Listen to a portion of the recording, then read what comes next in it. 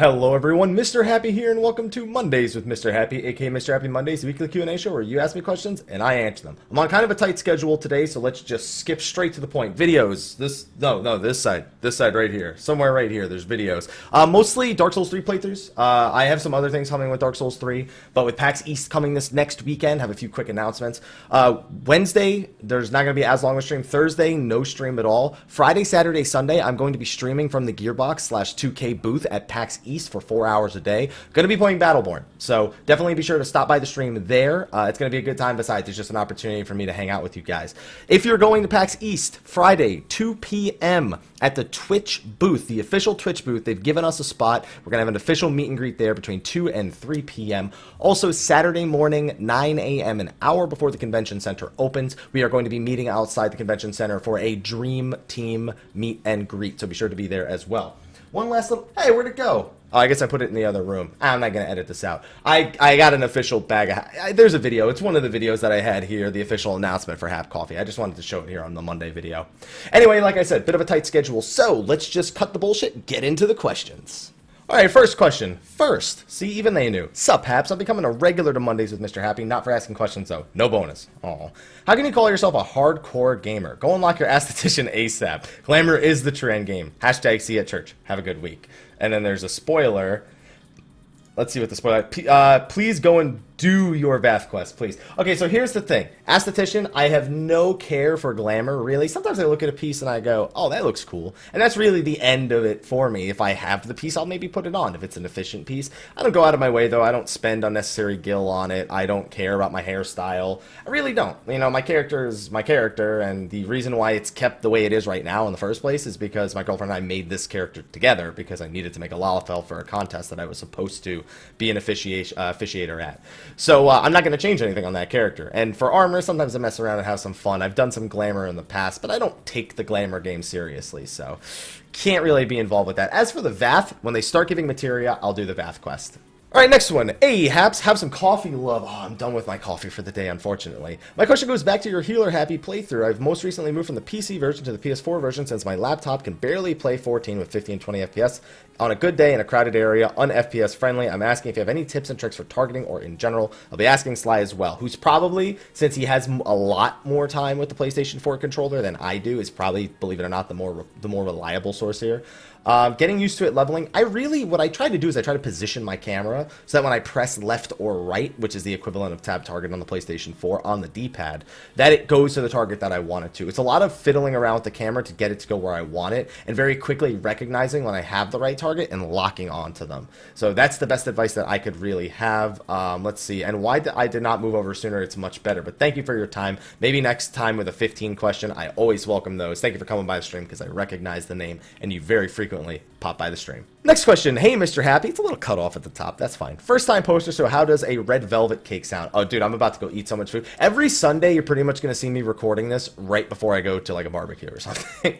I joined Final Fantasy XIV last July with my main being Black Mage. I didn't start raiding until halfway through 3.1 when my character was finally geared enough. I even have a few clear videos on my YouTube channel. During 3.1, all I could think about was raiding 3.2 Savage, but I was dealt an unlucky hand. Getting kicked from my static for not having max DPS on Sephiroth Extreme as a Black Mage, even though I had 9 clears, just asked just for the static leader to quit a week later. Denied static for not using grade 5 materia on gear. Denied static because I didn't out DPS the whole group, but clearly out DPS their own Black Mage. Had A5 Savage PF for 2 weeks, only have a party that can't pass Hummelfaust. Denied static for not having A7 Savage, which I clearly can't get an A5 Savage PF to begin with. Denied static for not using Food Pod on Sephiroth Extreme when I'm 18 clears at this point. I went to the 4... Okay, so first of all, I'm going to say this. Getting kicked for not having max DPS, I guess I don't know what not having max is. Like, a solid number would have been a better example for me to assess that situation. Denied for not using grade 5 materia, fuck that, alright? I get it, people want as many edges as possible, but, like, unless you're in gear that's, like the Vitality materia going into A8 Savage or A7 Savage, like, you want materia for raiding. Having at least a grade 4 is important, but it's not like be-all, end-all. I'd say that's a little nitpicky to not take you just because you're not currently using grade 5. Denied static because they didn't out-DPS the whole group, but clearly out-DPS their own Black Mage, which is kind of strange if you out-DPS their Black Mage. and out DPS their whole group. I mean, that's a group effort to get Black Mage DPS. So I guess, again, not enough information there. A5 Savage up Party Finder for 2 weeks. That's hard to do if you don't have a clear. Denied static for not having an A7 Savage clear, of course, because you don't have A5. And not using food pot on Sav. I mean, I still use food. Not using pot is understandable, though. And I don't know if that's, again, pretty nitpicky. One of the forums found out it's a wrong gear choice, adjusted accordingly. Even parsing around 1670, 1710 at 220, I'm being denied. Currently making my own stack because I'm out of options. My question is, when it comes to rating like Savage, is there such a need for so many micro requirements? A lot of it's nitpicky. A lot of it's stuff that, unless you're like a really serious raider, is not that big of a deal. That being said, a lot of middle core groups, which isn't even a real term, I gotta stop using it, middle core groups, they use that term pretty much just to like say, oh, you know, we don't want to be called casual, but we're not hardcore. You know, so you're somewhere in the middle. You progress slowly over time, which to me, it's like, I don't know, middle core is kind of like, I don't know if I like the term middle core. I'd rather just say you're between 1 and 10 somewhere, with maybe 1 to 3 being like a really casual static that barely raids and like doesn't really care about performance, just there to have fun. And then the 8 to 10s, which are like the really hardcore, going for server and world first kind of deal. So I don't even know if I like the term middle core, but I've used it a lot, so it's something a lot of people recognize. I think that you getting denied for this many different reasons is ridiculous, and thank you for putting the parse there at the end. But at 220, you probably could still be a little bit higher. I don't know if that 1610 does, because here's the thing. I'm trying to think of what I did at 210 as a ninja, and knowing that Black Mage was probably higher than that. I think you can be a good bit higher, and I don't know if that parse is with or without food. And over how much of a period of time, because Black Mage can literally go for 20 minutes parsing and get a number, so it's hard to tell. Decent skill, rate awareness, and gearing up naturally. I mean, A5 Savage was cleared with I210. Yeah, I hate that people deny people like at full I220 because they think it's not high enough for A5 Savage. Like, here's the thing. I said this back in the first Savage. I used to say that too about A3 Savage. Like, oh, I beat it. I was like average I-188 when we beat it, and we were all like under full I-190 when we beat it. And then it's like, but most groups can't use that as a measure, because when you're playing as a group like that's going for like server world first kind of shit, you're playing at a level that's generally higher than most of the non-world first statics. That's the idea. So you can't say people should be able to do it. In theory, mathematically, yes. But you can't think that these groups that aren't taking it as seriously are all able to perform at that level. So I can understand at least wanting a Sephiroth weapon maybe for going into A5, but you really don't need more than that. Anything more to me is just kind of ridiculous, especially when Hummelfaust has a tighter DPS check than the boss itself. So I'd say that you've really hit an unlucky streak. But then again, I raid on Gilgamesh where it doesn't get this nitpicky, whereas I know on a lot of the other servers it really does. Don't get me wrong, it can happen on Gilgamesh, but it's much less common. So I'd say you hit a super crazy series of, like you said, just bad luck, because this seems ridiculous to get turned down for these reasons. I feel like either I don't know something about the situation, or you're just unlucky. Next question. Hey, Happy. I meant to drop this question when I bumped into you during a Party Finder run. I was the tank that didn't notice that you were till halfway through the run. What Party Finder was that for? What was that for? That Party Finder run? That was recent too, I think. Oh well, whatever. You can always answer that on like the streamer next week or something. Anyway, my question is, what is your stance on prepping for a raid by watching guides instead of learning without a player guide? Example, during my clear for M5 Not Savage, a player commented this was his first time and didn't know any mechanics. Another player asked if he had even watched a guide. New player responded with, I shouldn't have to watch guides. Okay, if somebody gives you shit for not watching a guide for normal mode, it's normal mode's like, I understand that some people just don't ever want to wipe. They don't ever want to die in existence ever. But it's fucking normal mode. Like, I made guides for normal mode. I don't even bother with guides for normal or hard mode primals. Because I'm like, this isn't a fight that needs a guide. Like, if you die, you learn from it. It's a super linear experience with very few dynamic parts to it that need to be prepped for and things. So, when it comes to normal mode, nobody should need a guide. Nobody should be required to learn a guide for normal mode. If you're going into Savage, it depends on who you're playing with. Because here's the thing, no matter what, and you can make this argument for normal mode too, you are affecting 7 other people's time. But here's the thing, if one person fucks up, in normal mode, or if you're afraid one person's going to fuck up in normal mode, you know what you do? You don't let them have any responsibilities. You just literally put them on an island, and you just ask them to observe the fight. Like, we're not going to make you do any mechanics. There are some that may target you, and if that happens, we'll deal with it when we get to it. But you being targeted by a mechanic is not going to end the fight for everyone. It may mean it's uncomfortable for some of us if you don't know what to do, but it's fucking normal mode. Like, it's so ridiculous. I get so angry when people give people shit for not watching normal mode. And that's as someone who makes guides. Like, it infuriates me to see people require that.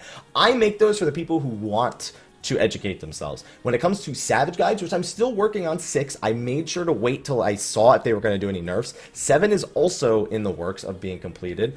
And then 8, like, I haven't rated in like a week and a half because of PAX and a bunch of other shit. So, can't really. Not anywhere close to making a guide on that. It's ridiculous. I think when it comes to Savage, do everything you can to be prepped. Ignoring resources, if you're going to do that, it needs to be agreed by all 8 people. All 8 people need to go, oh, well, you know, it's okay, we don't know either. Or, you know, no, that's cool, we want to go in blind anyway. As if, like, all 7 people are like, listen, we've cleared it before, we want you to, we know that it's going to take some runs, we just want you to be educated on the mechanics, so when you see them, you can put actions to words. You know what I mean? So, normal mode, though, man, that really pisses me off. I gotta move on to the next question, because I could be on this all day just saying the same thing over and over again. And that's what makes it a Mr. Happy video. I still have Kefka up, apparently, and I just got a follow on Twitch. Alright, now we can get off that topic. Hey, Happy, it's been a bit since I asked the question last, so a free novelty hat for Glamours. We already went over this. It's whatever. Thank you. I've been noticing for a while that when I do dungeons with pugs, I tend to get the lion's share of the commendations regardless of role. You know, when you play right regardless of role, that's normal. I'm wondering if this is because either people aren't forgiving or willing to work with the team when I'm a bit more relaxed but helpful, or perhaps because my way of doing things tends to succeed and possibly inspire others to think outside the box. I'm curious, from your experience, what have you observed from players being ho-hum or sticking out enough? So one thing, I have a motto. If I see a black mage using limit breaks on giant packs of mobs, I give them a commendation. Because that's a way more efficient use than saving it for the boss, which you're going to kill in, like, no time anyway. What really takes longer are those big packs. Those are way more threatening than the bosses. Killing the boss before he does his second whatever attack because it looks cool. Oh, man, we killed that boss so fast. Okay, congratulations. That's not as efficient as using the limit break on a pack of 9 mobs when you have it and it's going to recharge before you either A, get to the final boss, or B, get to the next pack. So, yeah, that's something I'll immediately give people commendations for. Also, people who do things like, if there's a mechanic that targets somebody and a paladin covers them, and the paladin has no need to because the mechanic's not difficult. A good example is the vault, when the target runs up shield bashes and does the limit break. If I see a paladin cover that, then I'll give the paladin a commendation likely, because it means that they're aware of things and they're not just trying to do minimal effort. So those are things, if you're doing things like that, I would definitely understand it. And you could just be playing well. And people in the duty finder, they go into the duty finder expecting the worst. If they get a tank who is, you know, cycling their cooldowns and is making sure to place the boss in the proper position so the DPS can do the right job, or if they run into a healer that knows, hey, I can combine all these healing abilities together with each other and then assist with DPS, or, you know, no one even comes close to dying, or if you're just the DPS who is just ripping shit, then you're good to go. You know, you'll probably get a commendation. Next question. Hello, a coil turn 1 minimum item level question for you this week. I'm having trouble with the feeding as I am a bard. I guess I'd like to know. I think you asked a question like this last week regarding minimum item level. How to feed and kite without blowing it up. So here is the thing that happens with, as somebody who did turn 1 at around item level 60. The minimum item level, as you stated, is 70 with no echo. So here's the thing. To kite without it blowing up, if you get too far away from it, it blows up. So your goal is to stay within a moderate range. You got to kind of feel around it. I can't tell you what the exact range is due to, like, maybe the mob having latency or using a move and slowing down. But you just can't run really fast away from it once it has aggro on you. That will blow it up immediately. So you basically, I as a bard, I would double dot it, or I would put 1 dot on it, and I would just spam heavy shot. I would ask the black mage to cast on it once, just to push it a little lower. When it's around 10 to 15%, I'd bring it in and feed it to Caduceus. So at item level 70, you don't even need to do that. If everyone is doing enough damage, at the most you'll feed before 66% to make sure that when the boss splits, he has 0 stacks.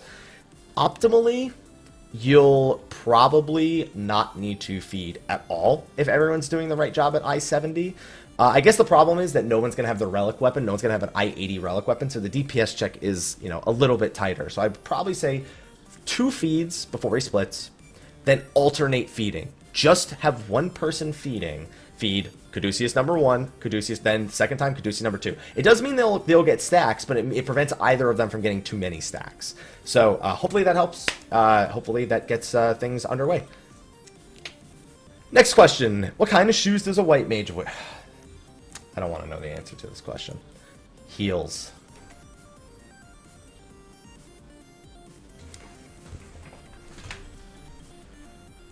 Alright, I just opened up another door by reading that one. Anyway, this was my first time asking, so that's your pun bonus. Even with the buff Ninja will be getting for PvP, I still feel like there's certain adjustments to it, such as change to stealth. What do you want changed? I think I answered this exact question. I don't think I need to go into too much detail, because I'm pretty sure I've answered this at least twice in the last couple of weeks. Stealth.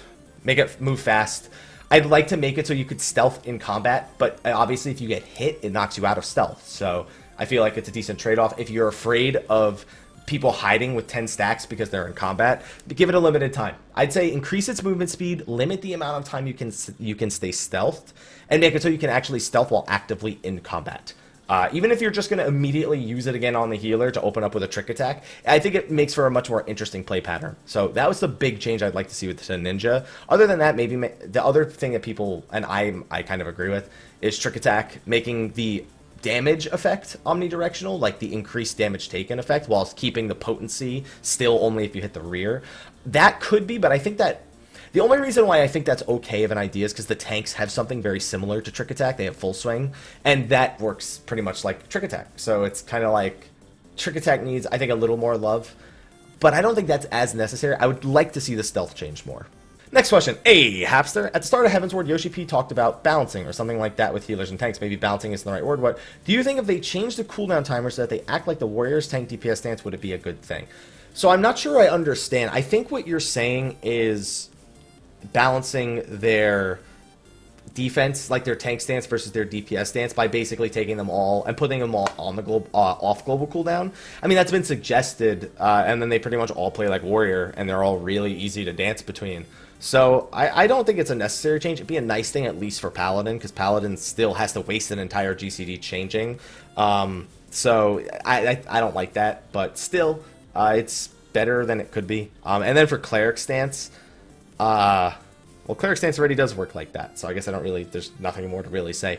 I don't know that I've properly answered your question, because like you said, balancing, because balancing has a lot of terms it could mean. So maybe if you can word it better and ask again, maybe the next week or the week after, that would probably get you a better answer. Next question. Heyo, Mr. Happy. Hope you're well, and I have a question regarding the Warriors of Darkness. So quite a few people have been comparing the Dank crew to the Archangels of 11. I was wondering if you could explain who exactly they were and what their goals were. So the Archangels were pretty much a soulless, feelingless character that just looked really cool. They were basically 5 manifestations of pure crystal that were summoned by the Zillardians in order to bring about their time to rule the world. The Zillardians had been wiped out in a war, I don't know how many years prior, but there were 2 left. One of them became the Archduke of the nation of Juno, his brother being one who would assist him, and they were both Zillardian. And the brother was the mastermind, basically. Kemlanot, the Archduke, he was kind of more just a means to an end. And when he died, you know, his brother just continued on. He opened up the path to, I don't know if they specifically called it the Ruan Gardens or if they referred to it as a Rua Vitu Shrine. Rua Vitois Shrine or something. It had a really like weird name that I can't pronounce. So they were basically just the 5 manifestations of the five enlightened races. There was one Galka, there was one Hume, there was one Mithra, there was one Tarutaru, and there was one Elvan. And they each had 2 jobs. They both had the ultimate abilities for both jobs. They had their own set of skills that were extremely dangerous, and they were just a badass fight. They really didn't have that much impact on the game and its story, but they were an obstacle. So the Warriors of Darkness already have more character, even in the short cutscene we saw of them, than the Archangels ever had. Archangels were just badass. Next question. Hey, Mr. Happy, thanks for answering the mount question last week. No problem. This time I have another set of questions. One of my static members broke down on A6 Savage Blaster. We practiced really hard, and then one of them started getting emotional and broke down. She told us to replace her due to that. However, I gave her inspirational talk about myself as a tank since 2.0. Nobody start from the top. We all start from somewhere, and you just can't run away because it's too hard. I used to be called a useless tank when I first started tanking on turn 5 2 years ago. People literally called me a noob tank aggressively and asked me to stop being tank. That never stopped me. Proud of you. Can we get a fucking high five for this guy in the comment section? Hap high five, please. I'm not slapping you, I promise. So that's pretty much where I left off. I'm sure she will feel better. She blamed herself too much to the point where she breaks down. I know she's a fan of yours, and maybe you can give some advice, inspirational talk to her. Coming from you would be great help. So Blaster, I want to tell you, Blaster is easily the single most frustrating boss that people have encountered this entire tier. A8, while it is incredibly frustrating, especially because Blaster is present, Blaster as his own entity in A8 gives people nightmares. You know, in A6, because of the what was RNG before the Hidden Mines, gives people nightmares. A lot of the time, what it came down to is I've done A6 with a few different groups at this point, and very often what will happen is if one person finds himself very, very, what's it called? They're struggling a lot with the mechanic of dodging the dashes. You stand with someone you trust and trust them to make the decision. If they're going in a specific direction, you make sure to stick with them. Now, obviously, you need to kind of know where they're going to go a little bit, because if you try to follow behind them, you'll probably still get hit.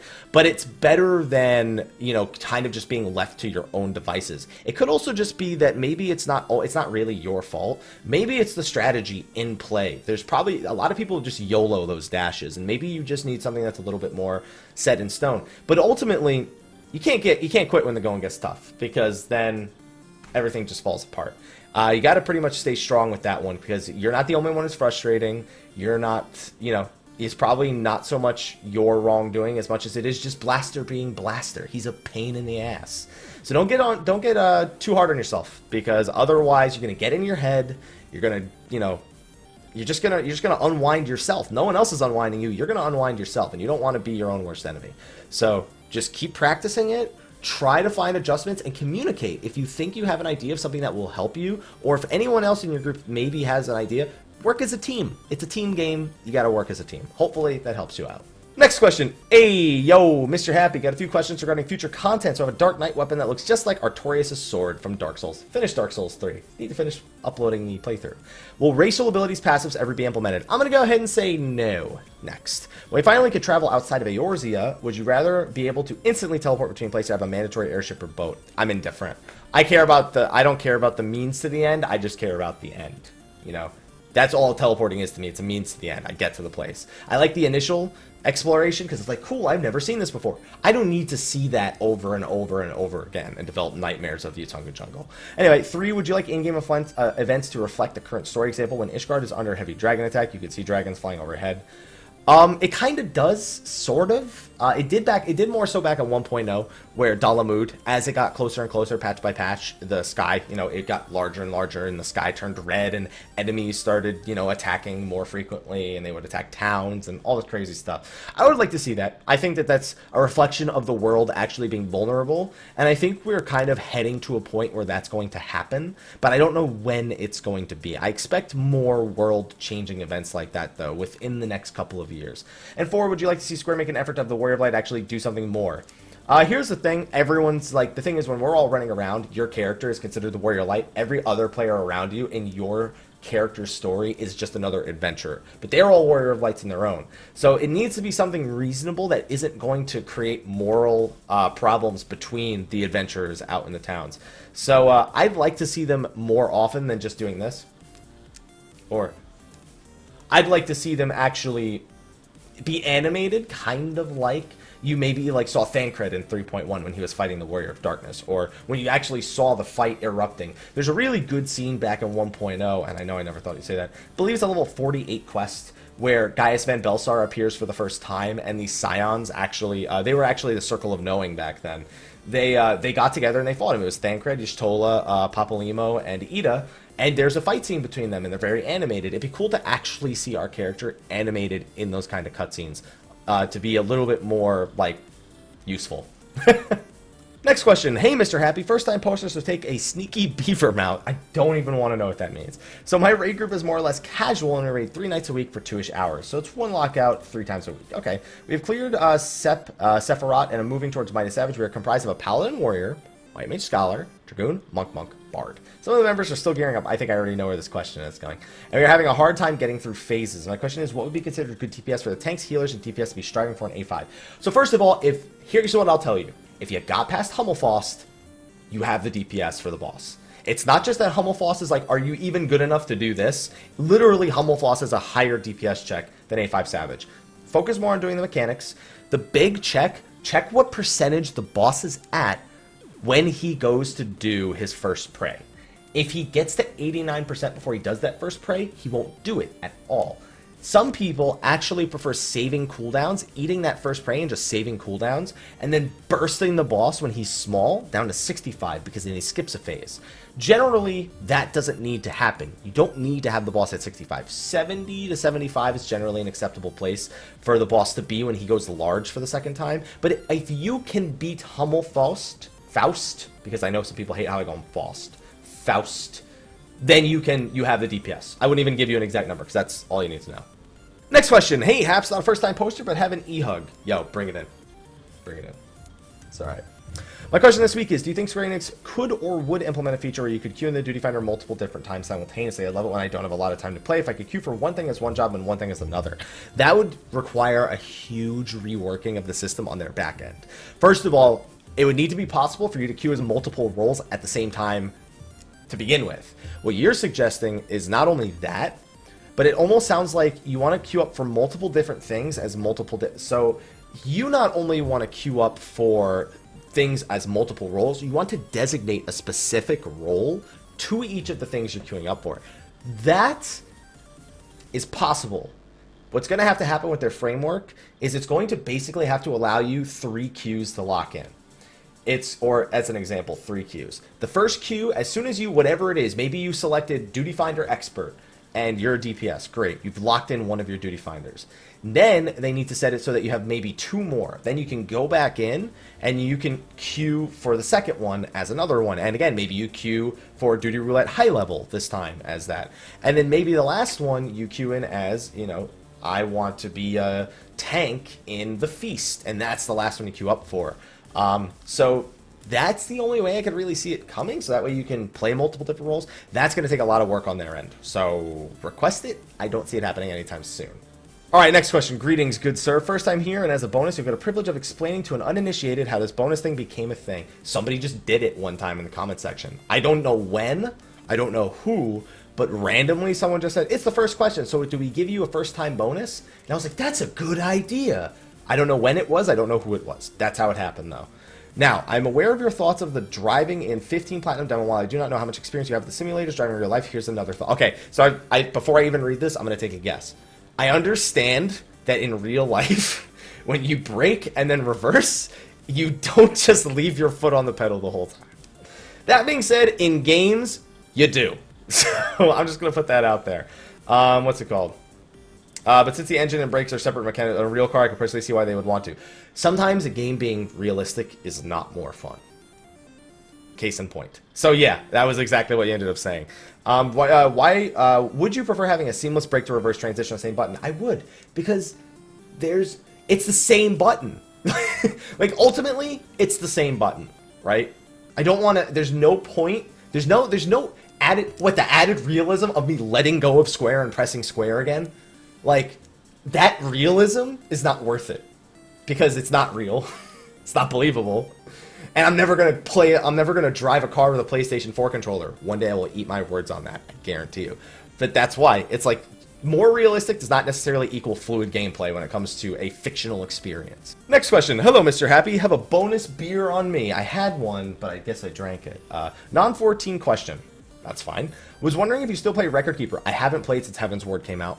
Literally last time I touched it because I was streaming and I was playing and I was making videos and it was like, and then I fell behind and all these new events came and I missed these things and I was like, yeah, I'm not that, no, I'm done. Pretty much. I move through games so fast now, other than Final Fantasy XIV, that I pretty much just don't have time. I'd actually like to do a fresh play of Record Keeper and spend no money on it. The problem is I enjoyed Record Keeper so much that I very often felt the desire to even just spend a few bucks to guarantee myself like a special roll on an item, because I played it for literally like 100 to 120 hours and didn't spend a dime, and it was like, I should just spend money on this game, because at this point I'm being really fucking stingy not spending a single dollar on it when it's giving me this much time of me having fun. So that's why I haven't played it in a while. Alright, next one. Hello, Mr. Happy. Here's a delicious mountain chicken dinner. Enjoy. Ooh, mountain chickens. This is a little long, so... No, trust me, this is not that long. I've recently been on a crazy rampage to make friends and get to know people on my server. However, I seem to have burned out through almost everyone and not gotten close to anyone in the last 3 months. I have level 2 Marauder on a different server that I was planning to level up and do the process all over again. Trying to meet some awesome people. I don't want to transfer 1 to 2 fully level characters yet because there are still a handful of people I talk to on occasion. So is it worth the time to level up on server number 2 character and try to make some new friends? So I would say maybe you're pursuing friendship too aggressively. Because, so, I've had that happen where I meet someone and they're really cool and we're laughing, and then they, you know, at first it's okay, it's like you call me up and it's like, yo dude, you know, you want to hang out? And it's like, sure.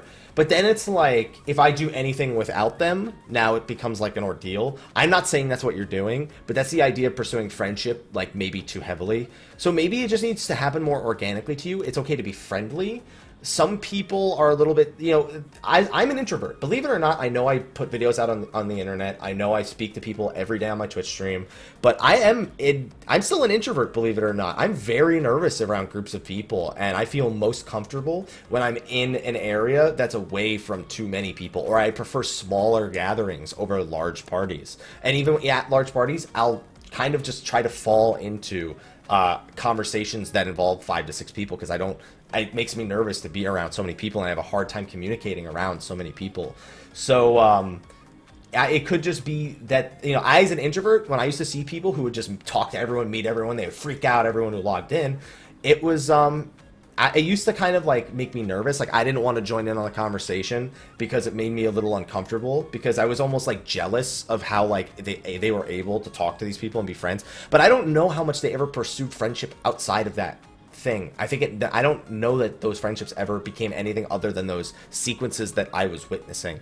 So there's a lot of inexperience here for me in this topic, but that's the only thing I could think of, is that it's not worth it to make the character, but I think maybe you might want to try to let things happen a little bit more organically when you make friends, because forcing a friendship doesn't end well. Sometimes you just meet people and it's organic. You can immediately talk about things. You immediately know the same things, and you just get along. I'm pretty sure that last question, that was not the correct use of introvert.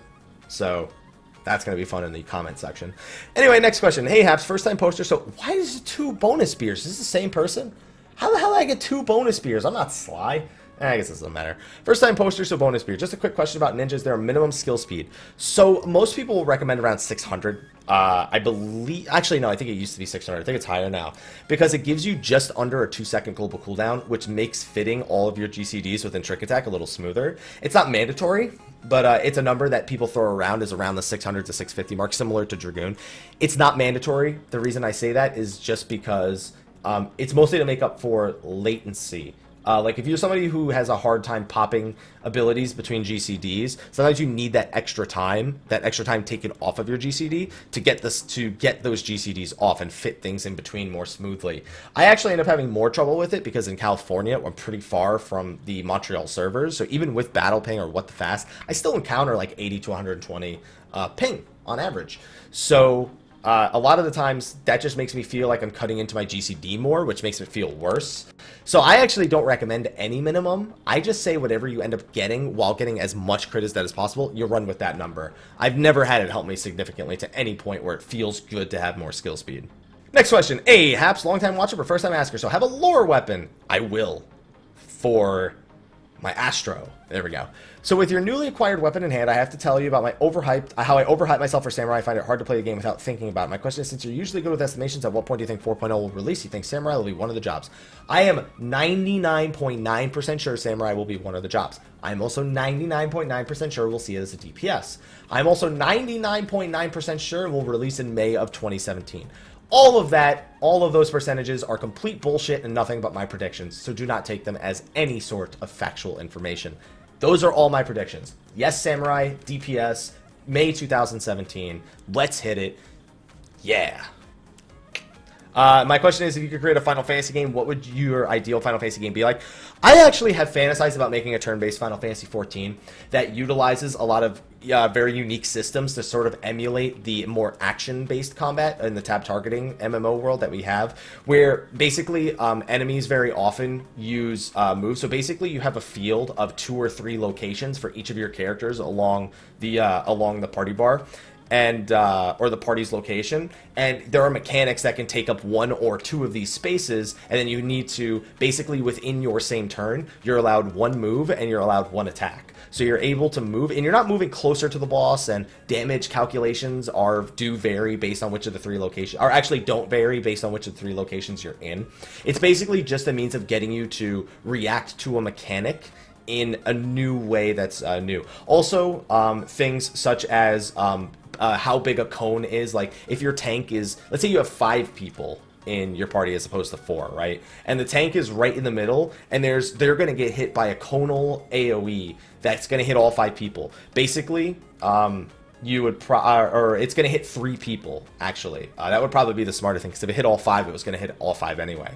Or now it'll still hit at least 3 people. So you have a tank buster that's going to hit that 1 person, and it's going to it's going to hit the 2 adjacent squares. So what you can do is you can like move the tank all the way to the upper spot and move them to the far end of their of that square's quadrants, whatever it is, and then you basically can move somebody else to the farthest quadrant on the one next to it, and then it kind of hits the area out. It's kind of hard to explain.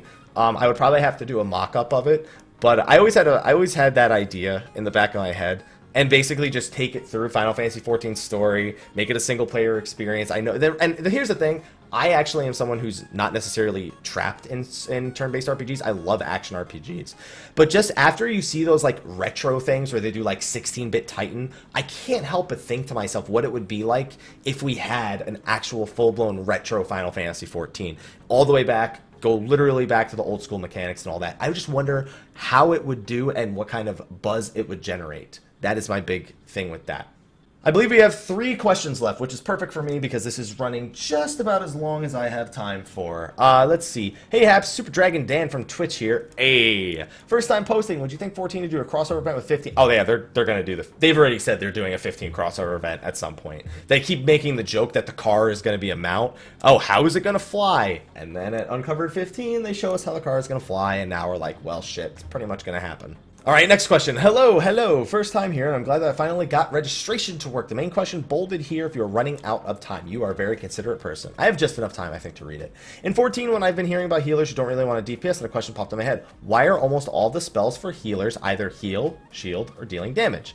Like the game, I use the term spell as a shorthand for a global cooldown skill, an ability for an off-global cooldown skill. I'm glad you have that knowledge, because that makes talking about this a lot easier. This seems to be a deliberate design decision, since the Astrologians were presented as being a more support-oriented, but their selection of spells are similar to other healers, with the supporting bits being relegated to abilities. To be fair, healers can also cause this heavy status. There's also Shadow Flare, Slow, and Holy Stun, but all these have a potency for some reason, as if these effects without a potency are worthless on a spell. Could you even imagine a job on the current state of the game where instead of DPSing or healing wasn't needed, provided small buffs and debuffs? So the general idea I've had for Dancer is that it is a supportive DPS, but that all of their damaging skills provide a short-term buff, something that lasts no more than like 10 seconds. And they're just tiny buffs, and your goal is to perform your combos in such a way that actually maintains these buffs for your party throughout the entire fight. If you do not do that properly, it's like the equivalent basically of losing Huton, or losing Greased Lightning, or forgetting Fist of Fire, and things like that. Or, you know, failing to use Blood of the Dragon properly. It creates those same points of weakness in a sense. But in their dances, they're dealing damage and providing those buffs. The other idea people have is the melee healer, of course, and I've considered that as well, with the same things in mind, with them doing very, very slight damage, but providing things like, oh, when I hit with this ability, it provides a stacking regen effect, and if I use it 5 times in a row, then I've got, you know, a regen effect on all the melee DPS, and then you've got the ones that, you know, target allies or something like that, and whatever. I just have ideas, and I see it could happen. That's the only way a support role would happen, is if it happened in short bursts like you've suggested. Next question. Hello, Mr. Happy. Congratulations on the new Mr. Happy coffee. This is the last question, by the way, so thank you. I'm sorry I didn't have the bag here, but apparently you've already seen the video. As usual, a few questions for you. I'm arriving late to the thread, but hopefully you'll be in time. You did it just in time, my friend.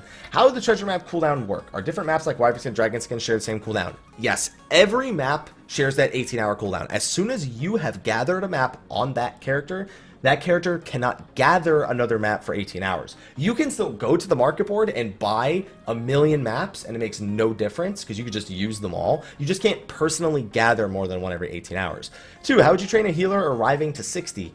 I would throw them into dungeons. 4-man dungeons, get them comfortable to the point where they don't need to panic heal and where they're not wasting MP. Then try to teach them the idea of stance dancing if they're not already keen to it.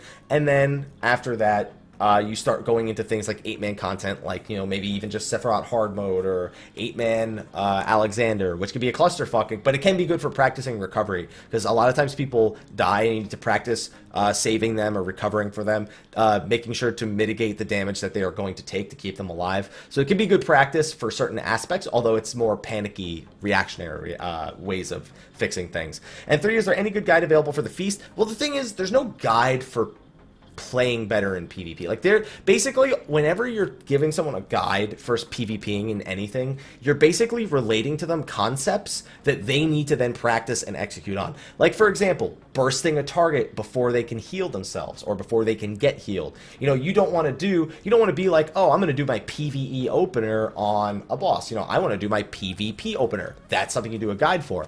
Executing on that, though, is very different. It's not like PvE where the boss is always going to start with this attack.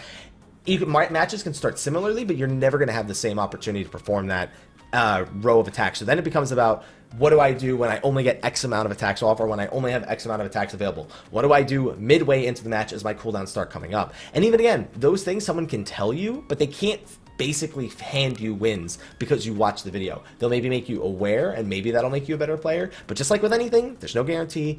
There are some feast guides around there. I've seen a handful, like gearing and you know, where to put points. But most people just post matches, and it's more about analyzing those matches to see what their play patterns are. Hopefully that was of help to you. Thank you for watching this week's Mondays with Mr. Happy. Again, barbecue to go to, so I'm going to go get to that. Thank you again. Again, videos, every week, I forget, here, towards the wall. My wall is right here in my great, big, beautiful office. So right here is where I'm looking at, like I'm flexing. Also tomorrow, be on the lookout for some awesome reveals from Insomniac Games. I went to their studios Friday, and they're working on some really awesome stuff. I haven't been this excited to talk about game reveals that I find out beforehand, like, in a long time. Anyway, thank you for watching this week's video. Be sure to check out Mr. Happy Coffee, and remember, Happy Army shirts are only available for 3 more days. We're at 86 out of 99. We would like to reach 100, just because that's a nice number to reach. Sold 86 so far. I believe we can hit 100. So thank you for watching this week's episode. I will see you next week, and until then, take care. That was a really dumb ending. Take care.